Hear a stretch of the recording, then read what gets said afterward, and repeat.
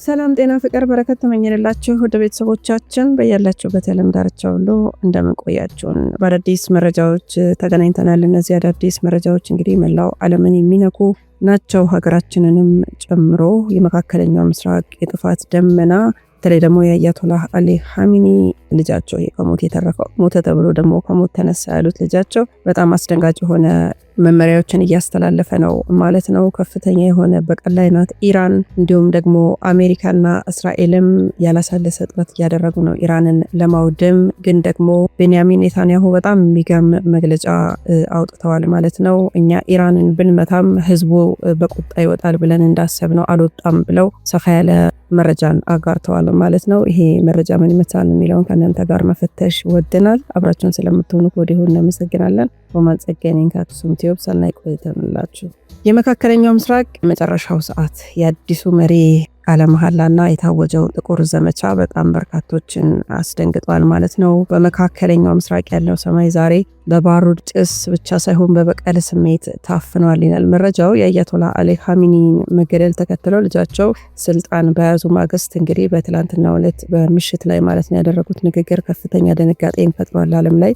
አዲሱ መሪ እንግዲህ የደም ካሳ ንግግር አድርገዋል። አዲሱ የኢራን መሪ በቴህራን በተሰሙ ዜናዎች እንዲሁም የኔታንያሁ ግትርነት፣ የትራምፕ የመሰረተ ልማት ማጥፋት ዛቻ በስፋት ነው ሲዘዋወሩ የነበረው። ቤንያሚን ኔታንያሁ ትላንት ምሽቱን በሰጡት መግለጫ የኢራን ህዝብ አዲስ መሪን ለመቃወም አደባባይ አልወጣም ማለታቸው በኢራን ውስጥ ያለውን የደህንነት መዋቅር ምን ያህል ጥብቅ እንደሆነ ያሳያል። እና ይህንን ነገር ነው እንግዲህ እሳቸው ሞቶ የተናገሩት። አዲሱ መሪ ይቃወማሉ ብለው ጠብቀው ነበር። አሁንም በሚደርስባቸው ውርጅብኝ እንግዲህ ይህንን አገዛዝ ይቃወማሉ ብለው ነበር፣ ግን አልተቃወሙም። ዶናልድ ትራምፕን በበኩላቸው ኢራን የኒውክሌር ጣቢያዎቿን ካላፈረሰች በቀጣይ ጥቂት ሰዓታት ውስጥ የነዳጅ ማጣሪያዎቿን፣ የኤሌክትሪክ መሰረተ ልማቶቿን ወደ አመድነት እንቀይራለን በማለት የመጨረሻ ማስጠንቀቂያም ሰጥተዋል። እነ ወርልድ ሞኒተር አሁን ባወጡት አስቸኳይ ዘገባም በኢራን የሚገኙ የሻሃብ 3 እና ፋታህ ሃይፐርሶኒክ ሚሳኤል ማስወንጨፊያዎች ወደ ኦፕሬሽን ዝግጅት መሸጋገራቸውን የሚያሳየው ሳተላይት ምስሎችን ይፋ አድርገዋል ማለት ነው። እስራኤልም አይረን ዶም እና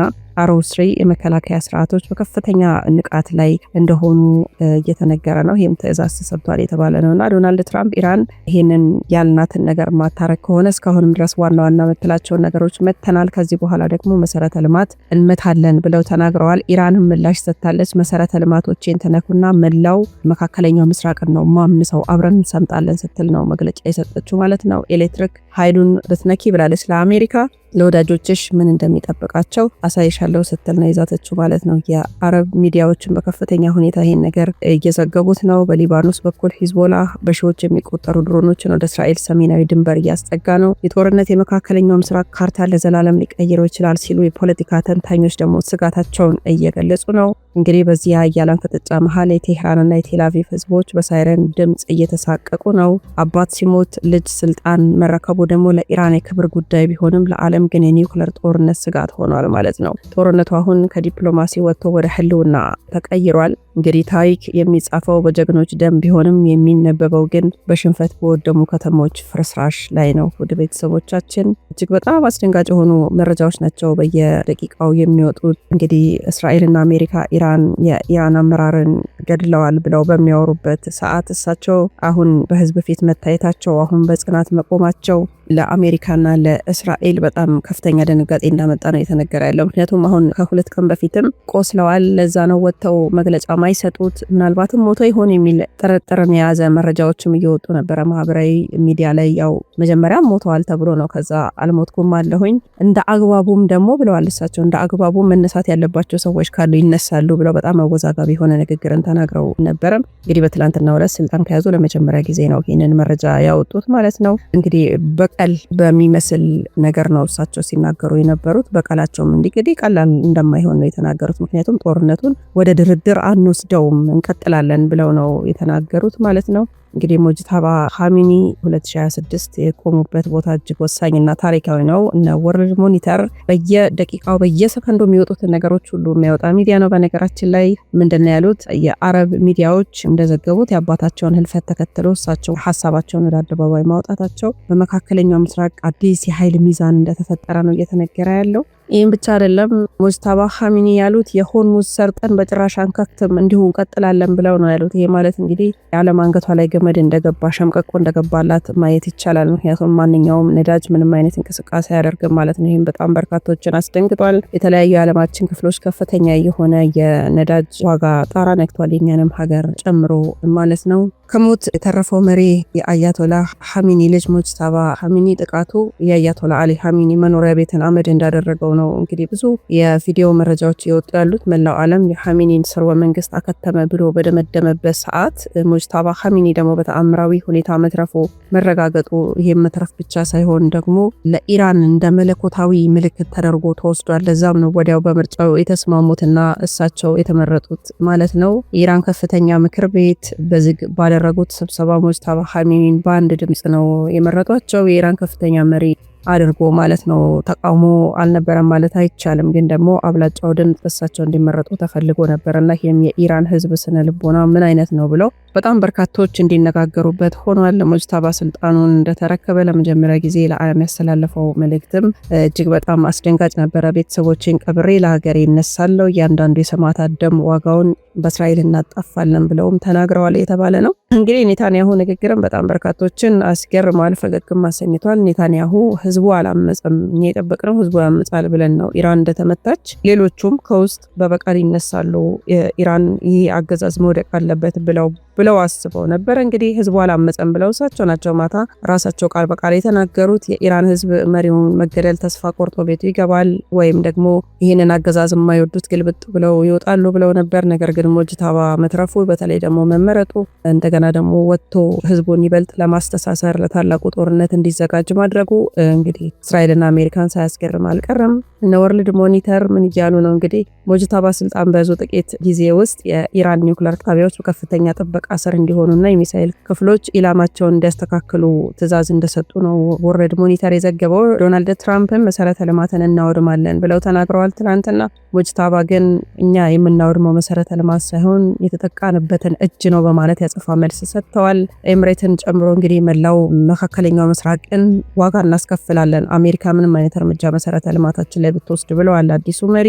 አባት ወንድሞቹን እንዲሁም በአጠቃላይ ቤተሰቡን በሚባል ደረጃ በጠላት ሚሳኤል ያጣው ሙጅተባ ዛሬ ኢራን ብቸኛ ተስፋ ሆኖ ብቅ ብሏል። የአባት ሐዘንና የሀገር ኃላፊነት የተጫነው ይህ መሪ መካከለኛው ምስራቅን ወደ ምን አይነት አቅጣጫ ይወስዳት ይሆን?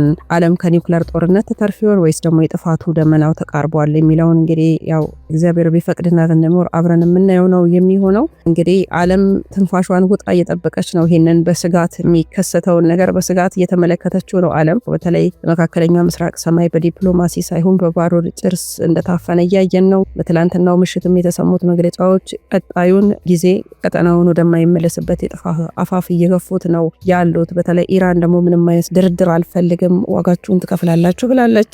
ቤንያሚን ኔታንያሁም የማይቆም የብረት ክንድ ነው ያለን ብለው እየዛቱ ነው። ጠቅላይ ሚኒስትር ቤንያሚን ኔታንያሁ ትላንትና ምሽት በሰጡት መግለጫ በእስራኤል ወታደራዊ ስኬት ላይ ያላቸውን እምነት በተደጋጋሚ አረጋግጠዋል። ኔታንያሁ ኢራንን ብንመታትም ህዝቡ ሊያመጽ አልቻሉም ሲሉ የገለጹትም በኢራን ውስጥ ይነሳል ተብሎ የተጠበቀው የውስጥ አለመረጋጋት አለመታየቱን ለማሳየት ነው ማለት ነው። ሂዝቦላህንም ሆነ ኢራንን መምታት አናቆምም በማለት ታዲያ አስደግፈውም በዚሁ ተናግረዋል። እስራኤል ለደህንነቷ ስጋት ናቸው የምትላቸውን ኃይሎች እስከ መጨረሻው እንደምትፋለም ገልጸዋል። የዶናልድ ትራምፕ የመሰረተ ልማት ውድመት ማስጠንቀቂያ በጣም ለበርካቶች ቁጣን የቀሰቀሰና እንዲሁም አንዳንዶችን ደግሞ አዎ መደረግ አለበት ብለው የፕሬዚዳንት ዶናልድ ትራምፕ እና የአሜሪካ ደጋፊዎች ደግሞ አዎ መደረግ አለበት እያሉ ግፊት እያደረጉ ነው። ፕሬዚዳንት ዶናልድ ትራምፕ በበኩላቸው በኢራን ላይ ያለውን ጫና ወደ ላቀ ደረጃ ከፍ እያደረጉት ነው። ከዚህ በኋላ ጦርነቱ ይቀጥላል ብላ ኢራን ምላሽ ስትሰጥ፣ አሜሪካም እንግዲህ ዛቻ ላይ ናት ያለችው። ያለፈውም ጥቃት የኢራን በጣም አስፈላጊ ወታደራዊ የሆኑ ቦታዎችን አውድመናል ብለዋል። ባለፉት ቀናት የተወሰዱ እርምጃዎች ውጤታማ እንደሆኑ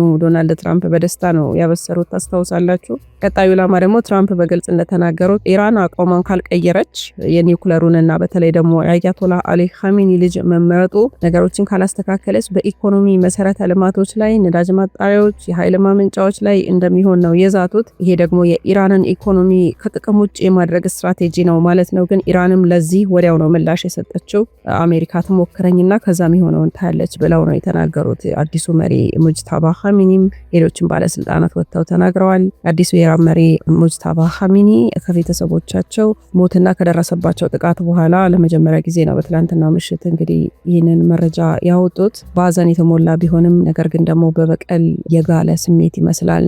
እኛን ለመቅበር ያሰቡ ጠላቶቻችን እኛ ዘር መሆናችንን ዘንግተዋል በማለት ነው የኢራን አይበገሬነትን የገለጹት። ለእስራኤልም ምላሽ ሰጥተዋል። አባቴን ቤተሰቦቼን የገደለውን እጅ የምንቆርጠው በቃላት ሳይሆን በተግባር ነው ሲሉ ለኔታንያሁ መራር ምላሽ ሰጥተዋል ማለት ነው። ቃለ መሐላም ድምፁ ተሰምቷል። ሙጅታባ ስልጣን ከያዙ በኋላ ባደረጉት በዚህ የመጀመሪያ ንግግር ኢራን ወደ ኋላ እንደማትል ለመሰረተ ልማዛቸው ምላሻቸው የእስራኤልን ከተሞች ማናወጥ እንዲሁም መላው መካከለኛው ምስራቅን እንደሚንጥ ነው ምላሽ የሰጡት ማለት ነው። እንግዲህ ወርልድ ሞኒተርም በጣም ቢዚ ሆነዋል። በየሰከንዱ ማለት በሚቻል ደረጃ ለማጋነን ነው መረጃዎችን እያወጡ ያሉት። ምክንያቱም በሳተላይት የታገዙ ምስሎች ነው የሚያወጡት። በኢራንና በእስራኤል ድንበር አካባቢ ከፍተኛ ወታደራዊ እንቅስቃሴ እንዳለ ወርልድ ሞኒተሮች አውጥተዋል።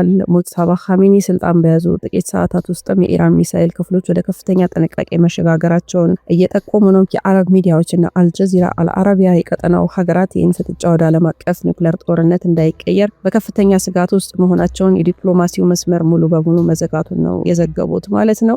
በዚህ በሀያላኑ ፍጥጫ መካከል ያለው ትልቁ አሳዛኝ እውነታ ታዲያ የንጹሃን ህይወት በፖለቲካ ቁማር ውስጥ መውደቁ ነው። አንድ መሪ ቤተሰቦቹን አጥቶ ስልጣን ይረከባል፣ ሌላው ደግሞ ህዝቡን አላምጽም በሚል ድልን ይቆጥራል። በመካከለኛው ምስራቅ ምድር ግን ከድል ይልቅ ያዘን እንጉርጉሮ እንዳየለ ነው የተሰማ ያለው። እንዳልኳቸው ከላይ ታሪክ የሚጻፈው በመሪዎች ቀለም ሳይሆን በንጹሃን ደም ነው። የቴህራን የቴል አቪቭ ሰማይ ዛሬ በከዋክብት ሳይሆን በሚሳኤል ብልጭታ ተሞልቷል። እጅግ በጣም አስጨናቂ ጊዜ ነው ማለት ነው ያለነው። የዓለም አይኖች ሁሉ ወደ ቴህራን አምርተዋል። እነ ወርልድ ሞኒተር የቅርቡ በተለይ ደግሞ የምስራቅ መካከለኛ የሆነውን የመረጃ ምንጮች አሁን የደረሳቸው እጅግ አስደንጋጭ የሆኑ መረጃዎች አሉ። እኛ እንኳን ይህ መረጃ እየሰራንላችሁ እያለን በጣም ብዙ ሰበር መረጃዎች እየወጡ ነውና ይሄ የሚሳኤል እንቅስቃሴዎች በተለይ ወርልድ ሞኒተር በሳተላይት ምስል ውስጥ ታግዞ እየዘገበ ነውና በኢራን ምስራቃዊ ክፍል የሚገኙ የከርሰ ምድር የሚሳኤል ማከማቻዎች ተከፍተዋል። በመቶዎች የሚቆጠሩ ፋታህ ሃይፐርሶኒክ ሚሳኤሎች ወደ እስራኤል ከተሞች ተደቅነዋል እያለ ነው ያለው። ሙጅታባ አሁን በሰጡት መግለጫ እስራኤል መሰረተ ልማታችንን ከነካች እንዲሁም አሜሪካ ይህን ነገር ካደረገችው እኛ ከተሞቻቸውን ከመሬት እናጠፋለን ሲሉ እየዛቱ ነው ያሉት ማለት ነው። ኔታንያሁም እንግዲህ ባሉት መሰረት አናቆምም፣ ሂዝቦላህንም ሆነ ኢራንን ከምድረ ገጽ እናጠፋለን እያሉ እየዛቱ ነው። በዚህ መካከል ታዲያ ንጹሃን ዜጎች እየተጎዱ ነው። ውድ ቤተሰቦቻችን ሌላው በሰፊው እየተዘገበ ያለው እነ አልጀዚራም ሆኑ እነ ወርልድ ሞኒተር ሌሎችም እነ ቢቢሲ እነ ሲኤንኤን በርካታ የአረብም የምዕራባውያንም ሚዲያዎች እየዘገቡ ያሉት ስለ ቱርክ ነው ማለት ነው። ቱርክ እንግዲህ አጣብቂኝ ውስጥ ገብታለች። ወደዛ ነው ወደዚህ ነው የምትሆነው እየተባለ ሰሞኑን በጣም ከፍተኛ የሆነ ውዝግብ ውስጥ ነበረች። ታሪካዊና አስፈሪ ምሽት ነበር የትላንትናው። የቀጠናው ጂኦፖለቲካ ሚዛን ሙሉ በሙሉ የሚቀይር ሆኗል ማለት ነው። ምክንያቱም አሜሪካም እስራኤልም ኢራንም ወደ ጦርነቱ በጣም እየገፉበት እየሄዱ ነውና አጋዦቻቸውንም እየሰበሰቡ ነው በዙሪያቸው እንጂ የሚቀዘቅዝ ወይ ደግሞ ወደ ድርድር የሚመጣ ነገር አይደለም። በተለይ ደግሞ ኢራን በጣም አመራለች። የሆርሙዝ ወሽመጥንም አልከፍትም፣ ምንም አይነት ነዳጅም አገኝም እያለች ስለሆነ በጣም ከፍተኛ ውጥረት ነግሷል ማለት ነው። እና ቱርክ እንግዲህ ከነዚህ ሀገራት መካከል አንዷ ናት። በእስራኤልና በአሜሪካ ላይ ያነጣጠረ ጠንካራ ተግሳጽን የያዘ አንድ መግለጫ አውጥታ ነበረ። የቱርክ ይፋዊ አቋምም የቀይ መስመር ጥሰት በሚል አስምረውበታል። ቱርክ በአያቶላ አሊ ሐሚኒና በቤተሰቦቻቸው ላይ የተሰነዘረውን ጥቃት የመንግስት ሽብርተኝነት ስትል ፈረጃለች። ኤርዶጋን ትላንትና ምሽትም መግለጫ አውጥተዋል። የአንድ ሀገር መሪና ቤተሰብ መግደል ጦርነት ሳይሆን ወንጀል ነው በማለት እስራኤልን ክፉኛ ኮንናለች። የአያቶላ አሊ ሐሚኒ ልጅ ሙጅታባ ሐሚኒ ስልጣን መያዛቸውን ተከትሎ ቱርክ ለኢራን ሉዓላዊነት ድጋፏ እንደምትሰጥ ፍንጭ ሰጥታለች ማለት ነው። ከማጎን ናት በአሁኑ ሰዓት የሚለው ነገርም አወዛጋቢ ነው። ከኢራን ጎን መቆሟን የሚያሳዩ በእርግጥ ምልክቶችን እያሳየች ነው ያለችው። አንደኛ ወታደራዊ ዝግጁነት ነው። በቱርክና በኢራን ድንበር ላይ የሚገኙ የቱርክ የጦር ክፍሎች የንቃት ደረጃቸውን ከፍ አድርገዋል። ይሄ የሚያሳየው ኢራን ተጨማሪ ጥቃት ካጋጠማት ቱርክ ዝም ብላ እንደማትመለከት የሚያሳይ እንቅስቃሴ ታይቷል። የኔቶ ተቃርኖም ቱርክ የአሜሪካና የእስራኤል የመሰረተ ልማት ውድመት ብቻ በመቃወም የአሜሪካን የጦር አውሮፕላኖች በቱርክ የአየር ክልል ለኢራን ጥቃት እንዳይጠቀሙ ልትከለክል እንደምችልም እየተነገረ ነው። ሌላው የእስልምናው ዓለም ጥሪ ነው። እንግዲህ ኤርዶጋን የአረብና የእስልምና ሀገራት በጋራ በመቆም የእስራኤልን ግፍ እንዲያስቆሙ ጥሪ አቅርበዋል እና የቱርክ ነገር በጣም አወዛጋቢ ሆኗል። ቱርክ በምስራቅና በምዕራብ መካከል ያለችው ድልድይ ናት። ዛሬ ወደ ምስራቅ አጋድላለች ነው የተባለ ያለው። ኤርዶጋን የፍትህ ሰይፍ እንሆናለን ሲሉ፣ በመካከለኛው ምስራቅ ያለው የእሳት ነበልባል ደግሞ ቱርክንም ሊጠቀልል እንደሚችል ዓለም በስጋት እያየችው ነው። ዛሬ ላይ አዲሱ የኢራን መሪ ሙጅታባ ኻሜኒም ከኤርዶጋን የሚያገኘውን ድጋፍ ለበቀል እርምጃው ትልቅ የሞራል ስንቅ ሆኖታል እየተባለ ነው። ስለዚህ ቱርክ ያው በጣም አጣብቂኝ ውስጥ እንደገባች ነው እየተነገረ ያለው ማለት ነው። ከዚህ መሆን አችልም ከዛ መሆን አችልም። በነገራችን ላይ ኢትዮጵያችንም እንደዛ አይነት ቅርቃር ውስጥ ናት አሁን ያለችው ማለት ነው። ከሁሉም ጋር መጋጨት ለሷ በጣም ከባድ ነው። ግን ደግሞ የዳር ተመልካችን መሆን አትችልም ኢትዮጵያ።